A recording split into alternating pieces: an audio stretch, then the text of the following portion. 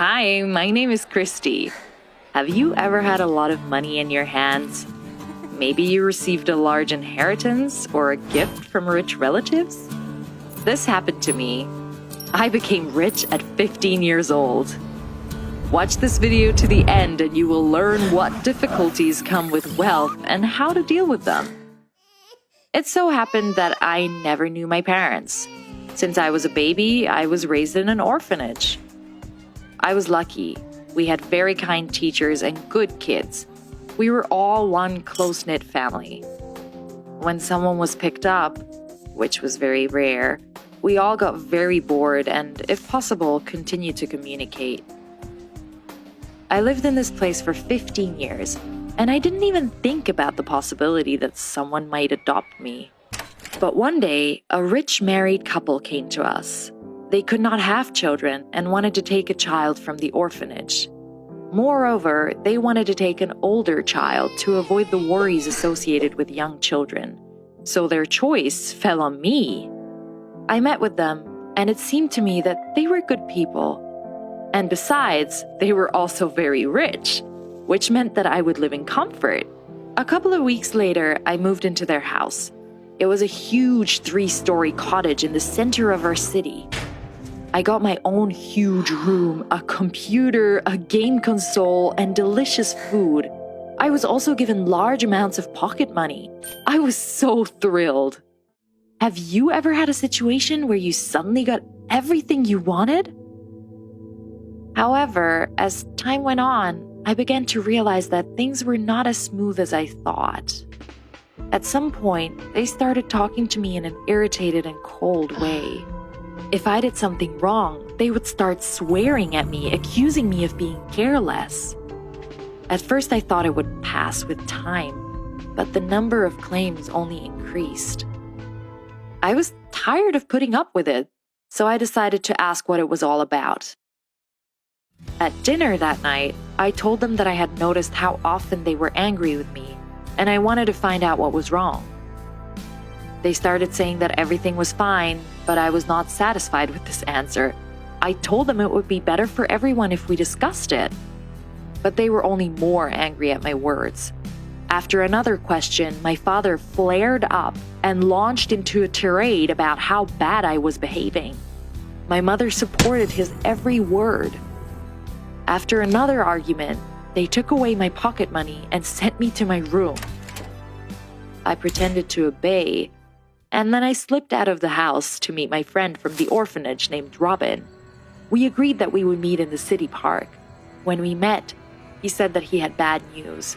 The orphanage was running out of money. The city's funding was not enough, and if this went on, the orphanage would be closed. I asked what would happen to the kids. Robin replied that they would be distributed to other orphanages in the nearest cities. This was terrible. All the kids were so attached to each other, it would hurt them very much if they were separated. In addition, it was not known whether house mothers in other orphanages were as kind as we had. I promised Robin that I would try to help the orphanage in any way I could. The next day, I went to my foster father and told him about the orphanage situation. I hoped that he, being rich enough, would help the orphanage where I grew up. My father understood me completely wrong. He started accusing me of getting money out of him and that I didn't understand how hard it was for him to get it. As a result, he forbade me to see the children from the orphanage, saying that this would prevent me from becoming a full member of society. I was upset, but I didn't give up. I started thinking about how else I could help the orphanage. I decided to go to work, but there was a problem. All the ads that I watched were looking for people not under the age of 16. Finally, I came across an ad for a leaflet distributor that didn't specify the minimum age. I called them, and they took me right away. I started going to work every day after school. They didn't pay much, but I had to do something. What would you be willing to work 6 hours after each school day for? One day, I saw 2 men. I recognized them as friends of my foster parents. They just waved and walked past me, and I didn't even care. However, a couple of days later, my mother was not home, and my foster father called me over. He was tense and stern. His friends told him that I was handing out leaflets and he didn't like it very much. He said that I should not waste time on such nonsense and study economics and business theory instead, so that in the future I could take over his business. He didn't even ask me what I wanted to do. He had already decided everything for me.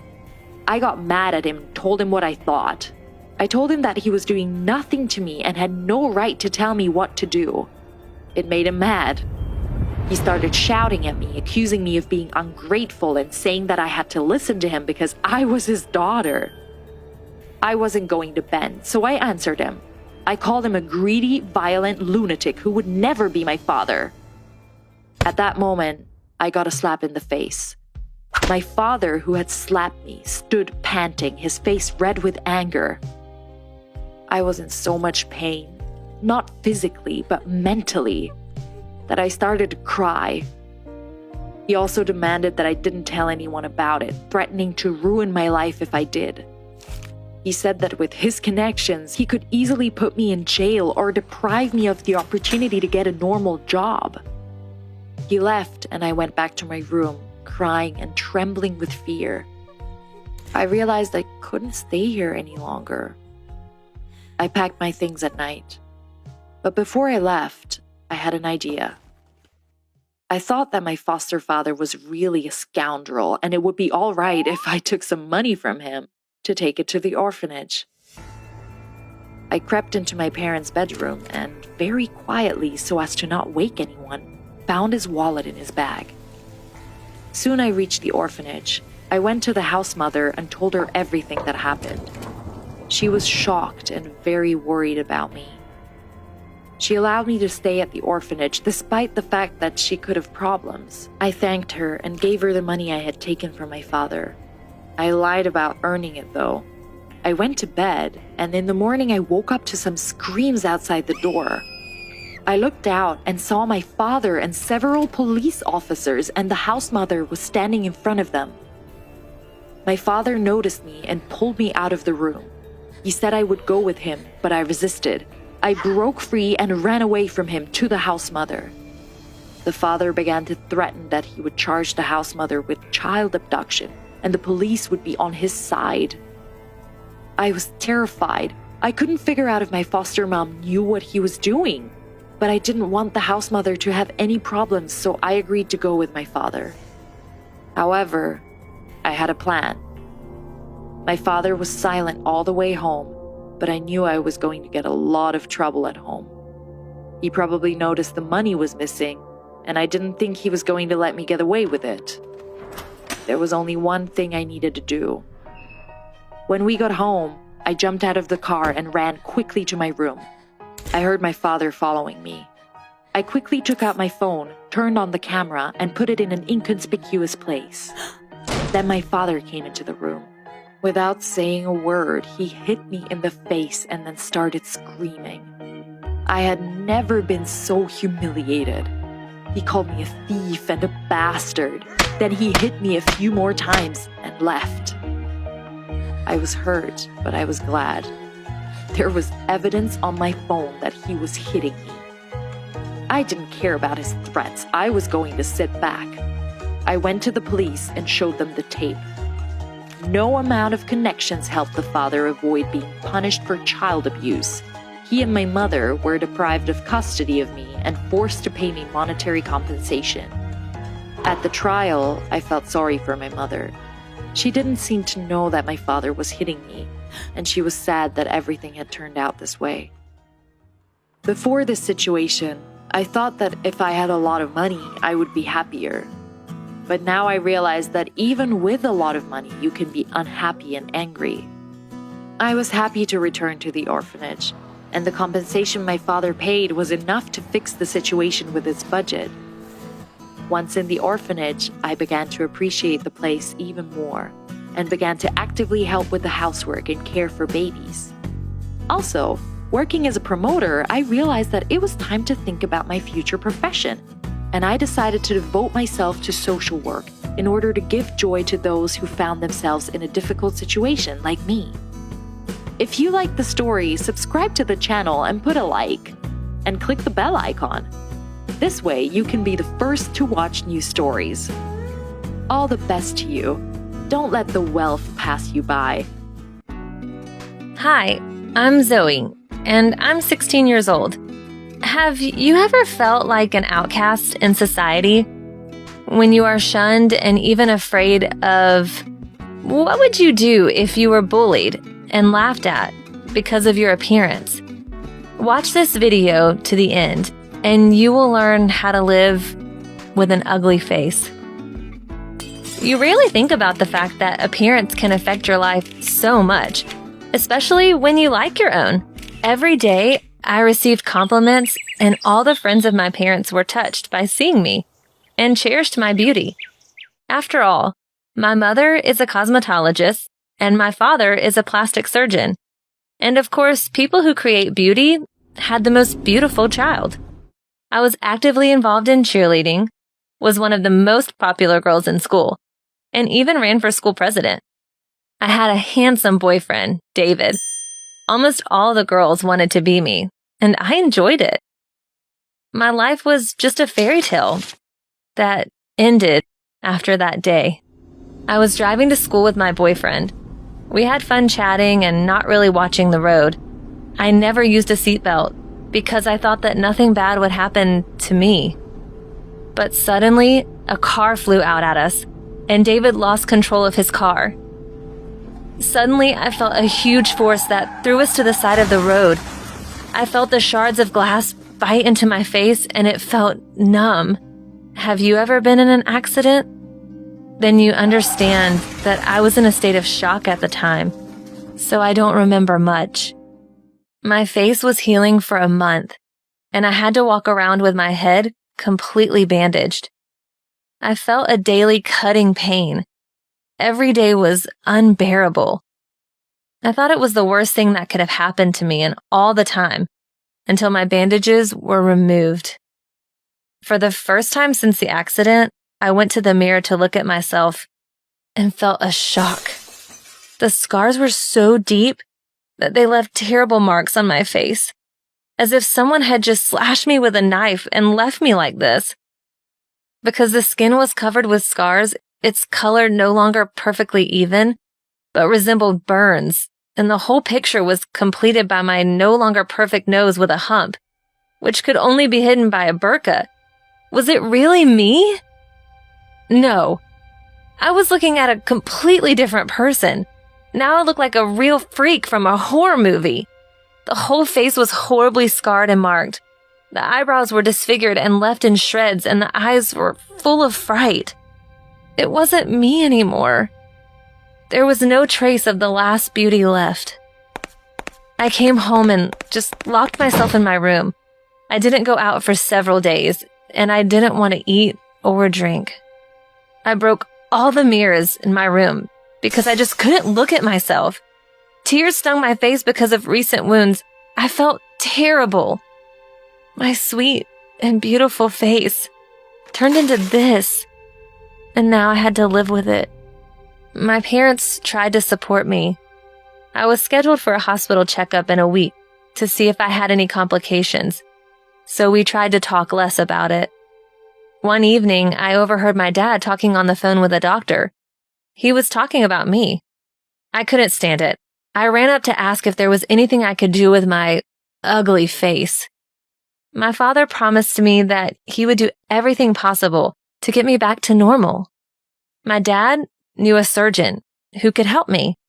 I began to believe that I would be able to look at my reflection in the mirror again. But on my checkup, my hopes were dashed. The doctor said that even the smallest surgical interventions should not be performed now. Everything inside me collapsed.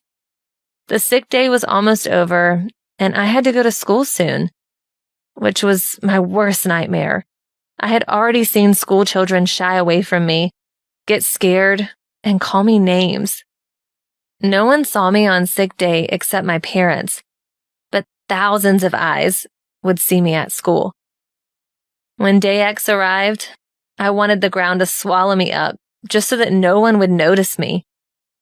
As soon as I opened the school door, I realized that I was no one here anymore.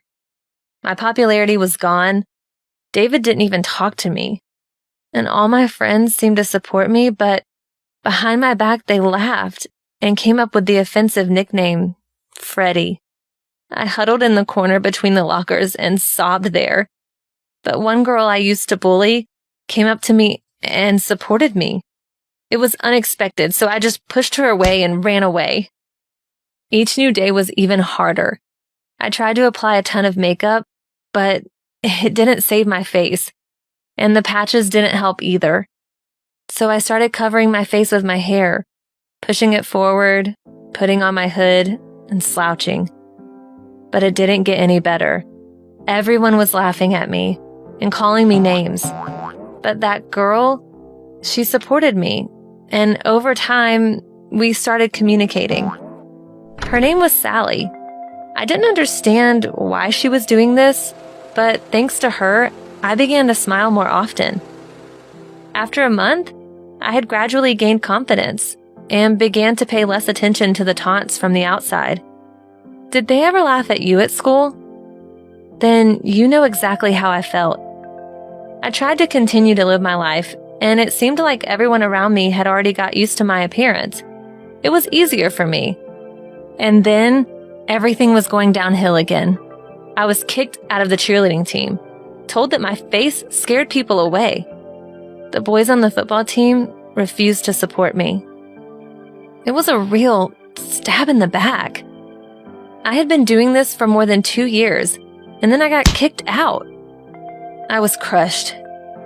On the same day, I was banned from running for president of the school. As soon as I came to terms with the consequences of the accident and the ugly situation at school, I was broken again. I felt the injustice, but I couldn't do anything about it. I no longer tried to do anything to protect myself, as I did not feel the support of others. It became even harder for me to open up and trust people, so I became depressed. I started skipping school and closing myself in my room more and more often. And one of those days, someone knocked on my door. I opened it and saw a courier with a package, signed it, and started unpacking it. I didn't believe what I saw. It was a topical ointment against such damage on the face as mine. I was delighted and immediately smeared it all over my face. I thought the cream would definitely help me. When my dad arrived, I started to hug him and was happy, but he immediately explained that the ointment was experimental and there were no guarantees for the result. My hopes were dashed again. Was I just going to be ugly forever? I closed the door, went to the mirror, and, choking with tears and resentment, grabbed a piece of scissors and hysterically cut my hair in the bathroom. I decided that if my face always remained like this, at least the image would match. In the room, I found a black and red striped sweatshirt, found black pants and a hat, trying to look like the one whose nickname I was given. This time, I was ready to go to school. When I opened the school door, time seemed to stop in the corridor. Everyone was looking at me. Even though my new image looked terrible, that wasn't the reason. When I got closer to the election counters, I found my own, and behind it stood Sally, who was shouting slogans for me. I thought everyone was laughing at me again and abruptly started ripping flyers off the walls and throwing them in the trash. Sally tried to stop me, but I pushed her away and ran away crying. All eyes were on me. Sally caught up with me and began to calm me down. She explained everything to me. It turned out that all this time she was negotiating with the principal to allow me to participate in the elections, and he was outraged that I was forbidden to do so. The principal was shocked that I was treated this way, so everyone who voted for my removal was banned from participating in the election. I didn't believe it was real. They really supported me. 2 days ago, the election ended, and thanks to my knowledge and Sally's efforts, I was elected president. For a long time, I was really happy. Performing in front of large crowds helped me reduce my appearance. I don't know what will happen next, but I was happy to participate, and I think I started to feel the ground under my feet again. I try not to think about the accident and try to move on. Did you ever have any problems with your appearance? If so, write your story in the comments, put likes, subscribe to the channel, and have a nice day. Hi, my name is Olivia, and I'm 20 years old. Have you ever had to go through something so terrifying that it's hard to even think about it? 2 years ago, I got stuck in a trap underwater, absolutely alone. No parents, no friends, no ways of communicating. I spent a week on a sunken boat and almost lost my mind. You could say that it's the story of my second birth. Get comfortable because I'm gonna tell it to you. My dad is the captain of a cruise ship. All his life he was driving big boats. He really loved his job. He told me so much about cruise ships, and ever since I was 10, he'd take me on cruises with him. I really enjoyed it. When he was at sea for a long period of time, I'd miss him, and of course I missed the ocean. One day during his time off, Dad surprised me with awesome news. We're going on a cruise around Hawaii. And the most important thing was that now that I was old enough, I wasn't just going to be tagging along with him, but also work as a waitress in a ship's restaurant, just to fill in for a sick person. So it was a couple of days before the cruise, but I couldn't even fall asleep from all the excitement. I couldn't even put into words how happy I was. Have you ever been so excited before an important day that you couldn't even think about anything else? Mom was saying goodbye. I don't know why, but she was emotional and even started crying, hugging me before we left. Maybe she had feelings about something. I don't know. We were on a ship. It was giant and so gorgeous. It took my breath away when I was thinking about how powerful it was. We had a long journey in the Pacific Ocean ahead of us alongside my dad. I was on cloud 9. I shared my dream with Dad. I wanted to become a captain of a cruise ship just like him. There was only one woman captain in the world back then in the history of the USA. I wanted to be the second one. During the cruise, my dad turned 45 years old. Mom gave me a present for him. I got a genius idea. So I wanted to bake a cake for Dad and decorate it with a steering wheel design. And while all the co-workers were congratulating Dad in the concert hall, I quietly snuck into a galley. A galley is what the ship's kitchen is called if you didn't know. So, flour, sugar, and eggs needed to be creamed together in a mixer for the cake crust to be extra soft. All of a sudden, the galley shook so hard that I lost balance and fell down, hitting my head on the deck on the way down. I don't know how long I was unconscious for. I woke up almost in a complete darkness around me, besides red lights that were emitting a really weak light. I still haven't figured out what was going on and rushed to search for an exit, but both the doors were sealed shut, probably blocked off automatically. I realized I was trapped.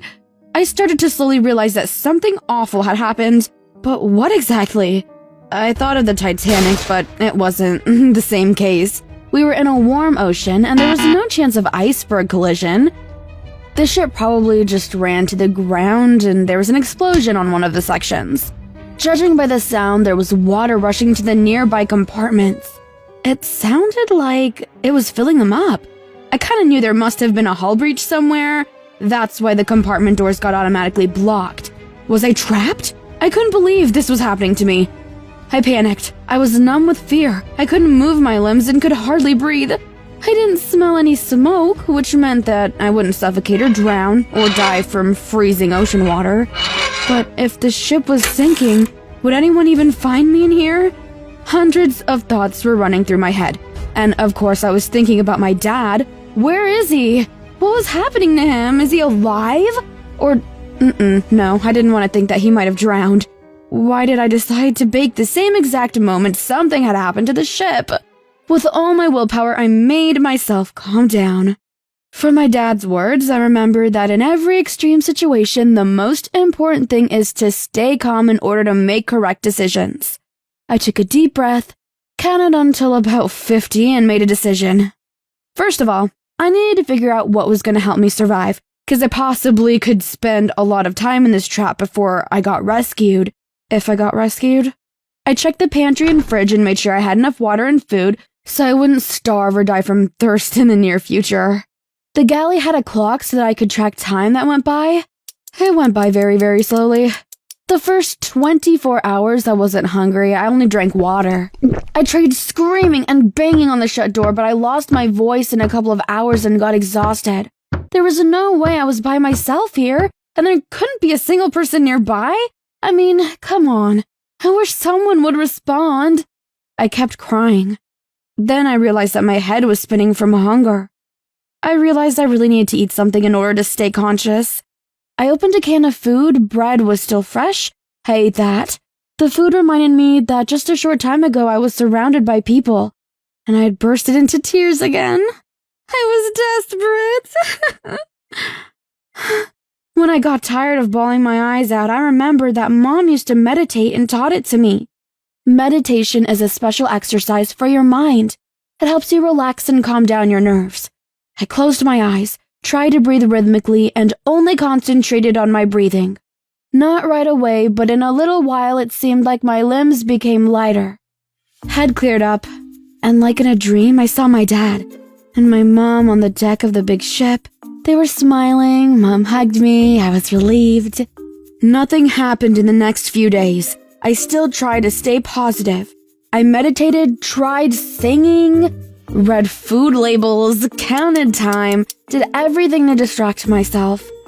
I slept curled up on top of the fridge, where I placed a chef's robe and apron. It was hard and uncomfortable. I kept thinking about my cozy bed and would start crying. I thought that if I could turn back time, I wished I'd be together with everyone else preparing Dad's surprise in the concert hall and not by myself. One day when I was asleep, I felt movement, like the cruise ship was sailing. What was it? Was I finally being rescued, or was it sinking? I listened again. What was that sound? Like the engine started working, but it wasn't as loud as usual. The sound was coming from far away. I could hear squeaks of the beams and hull nearby. I felt the rocking of the ship, like it started moving.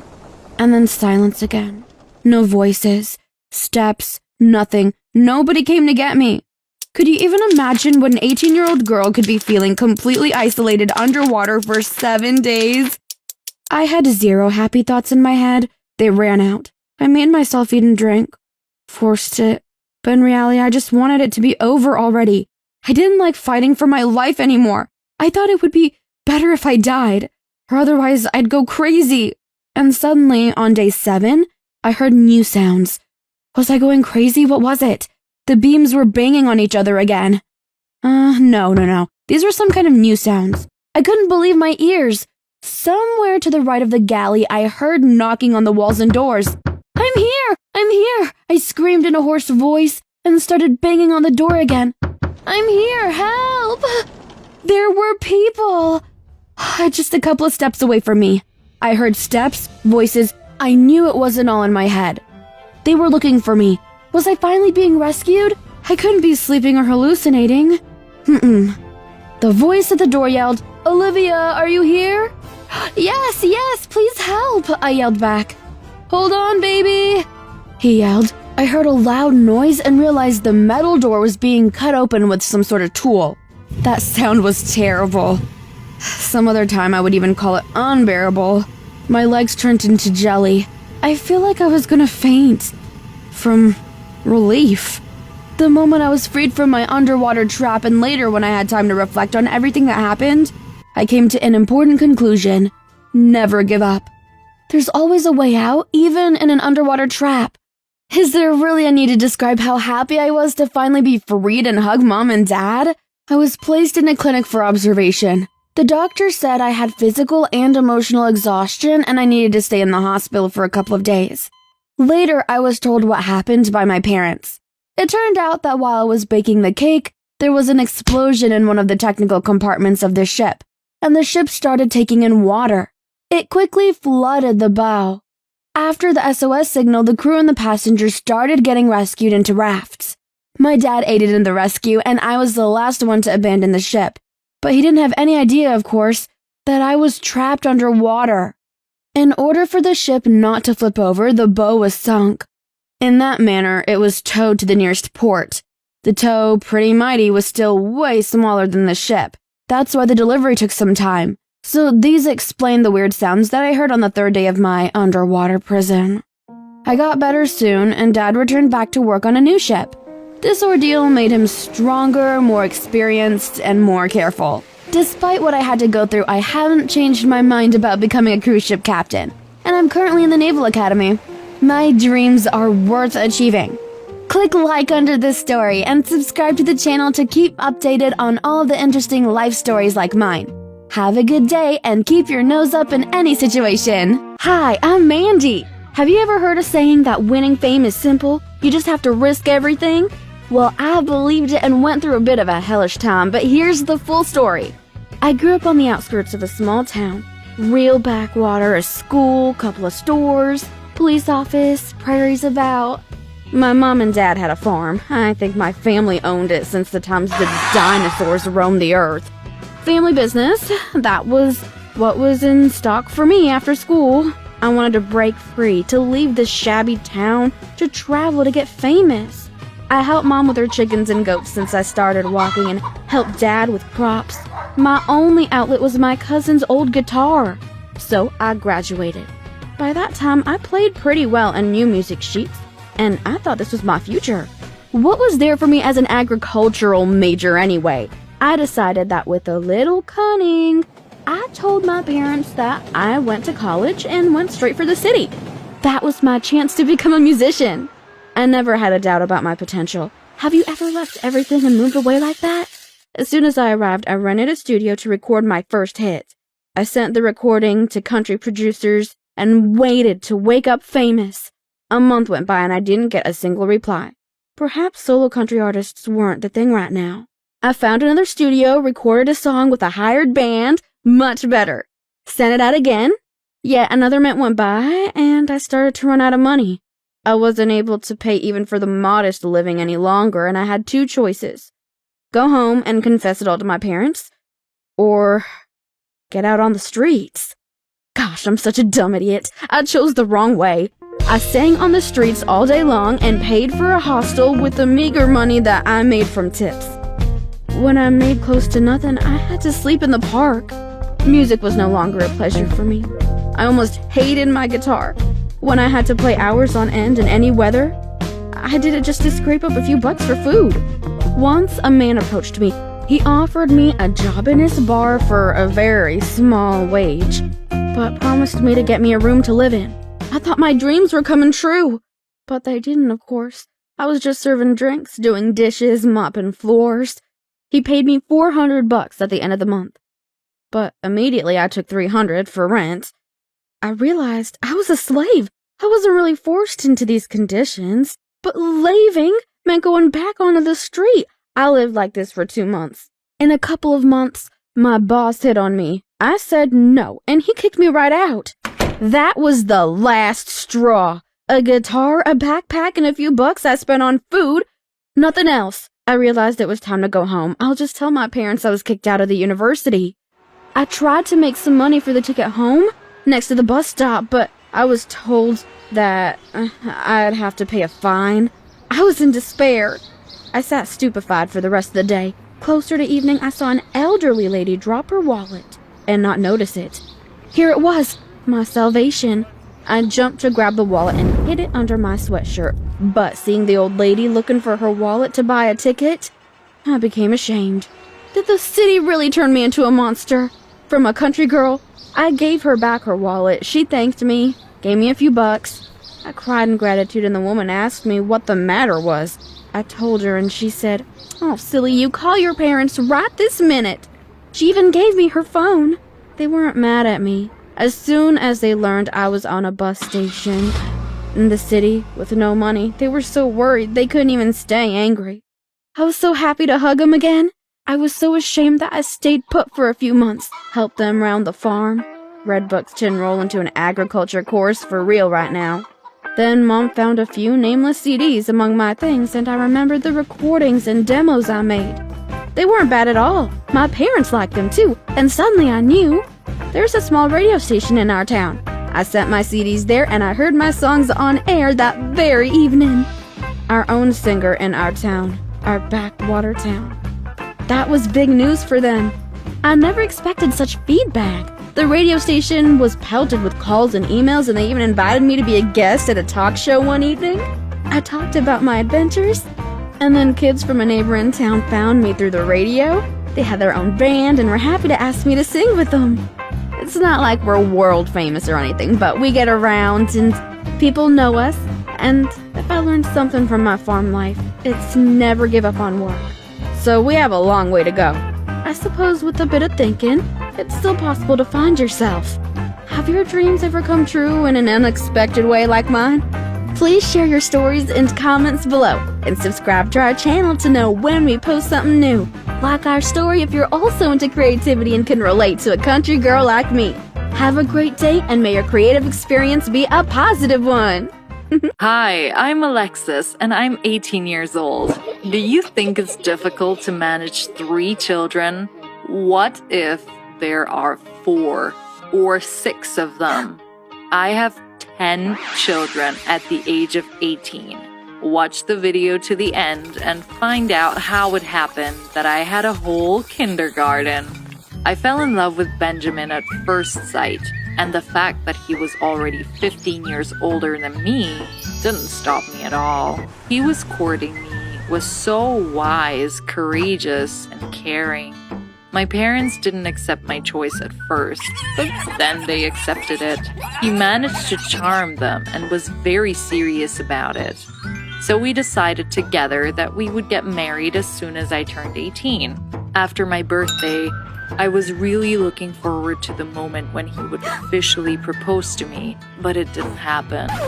Benjamin delayed the conversation because the outcome could be ambiguous, even to the point of breaking up the relationship. Indeed, it was very shocking to me. When he finally gave up, I found out something incredible. I knew he was already married, and I told him right away that I didn't care. It turned out at that time, I did not let him tell a very important detail. He had 5 children. 5! Benjamin promised that it wouldn't affect our marriage in any way. With his ex-wife, he separated peacefully, communicated with the children, visited them.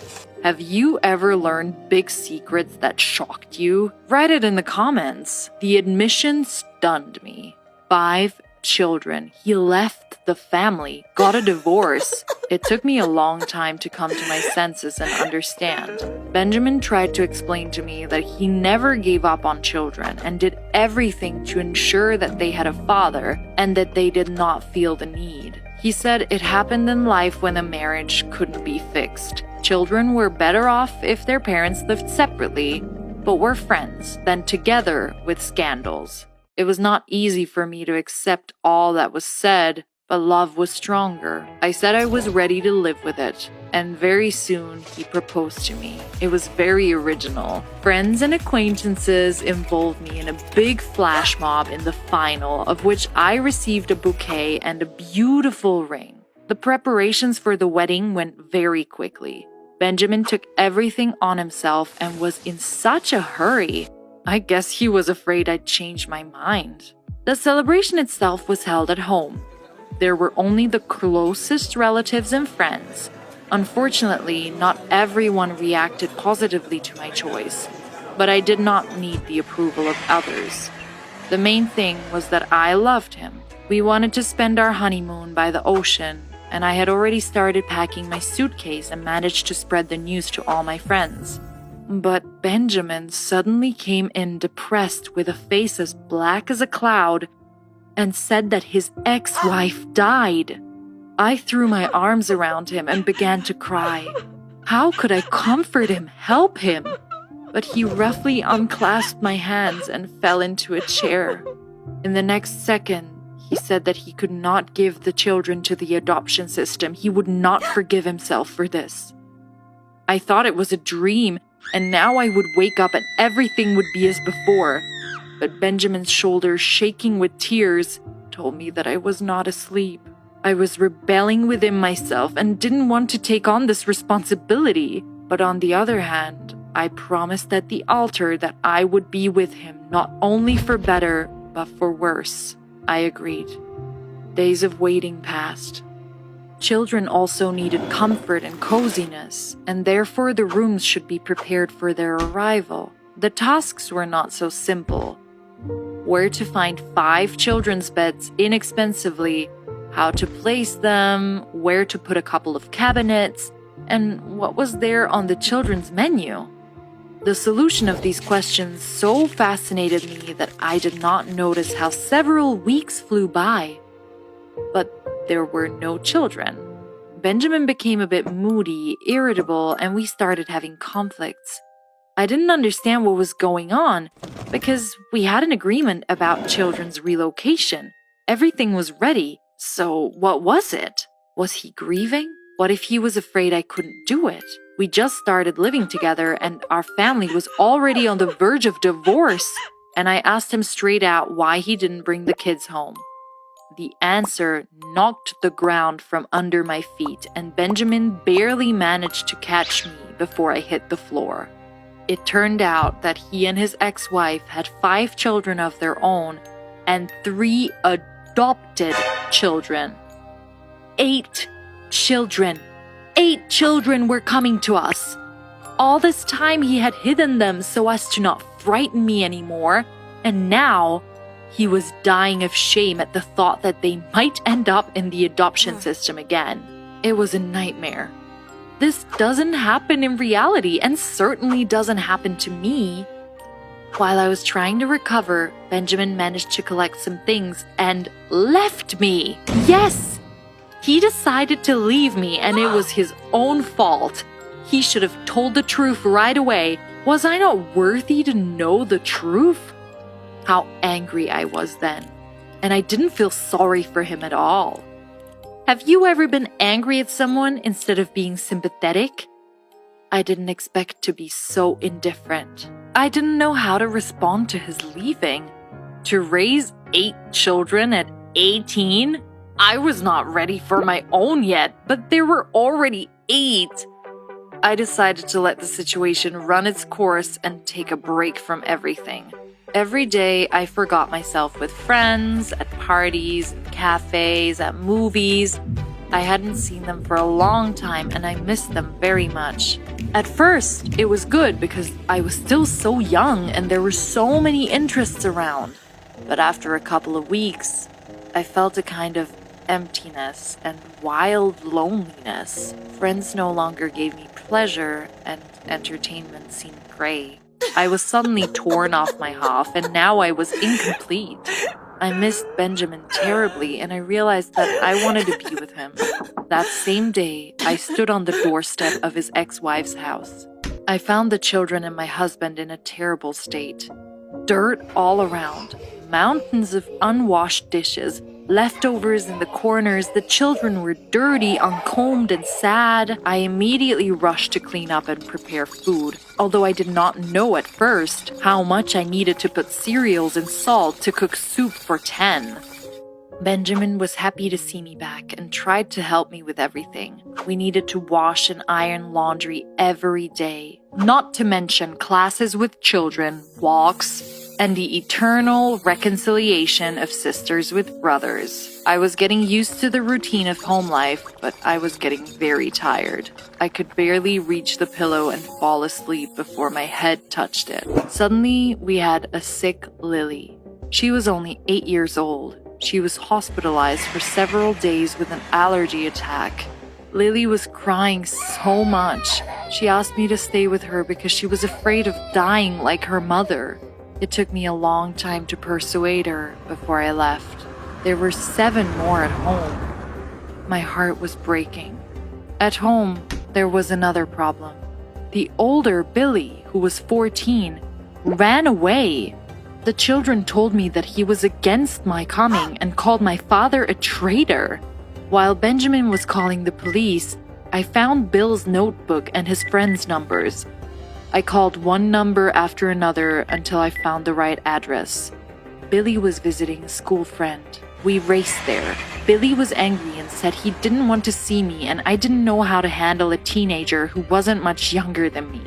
Then Benjamin hugged him and said that I would never replace his mother and that's not why I was in this house. We were family and should try to help each other. Thank God the words worked and the three of us returned home. But this did not bring peace to our family. The children and I got to figure each other out. They lost their mother, and their father brought home a new wife. They could be understood. But some time passed, and the younger ones called me Mom for the first time. And then, only then, did I feel that we were finally a family. Benjamin and I were over the moon. Suddenly, I felt a sharp deterioration in my health. I was sick in the morning, was tormented by weakness the whole day. My husband became concerned and made me an appointment with the doctor. The doctor said something incredible. I couldn't believe my ears and called Benjamin to the office. We were expecting twins! Twins! It turned out that our kindergarten will grow to 10 children. And you know, my husband and I are not afraid. Did you like my story? Support it with a like and subscribe to the channel.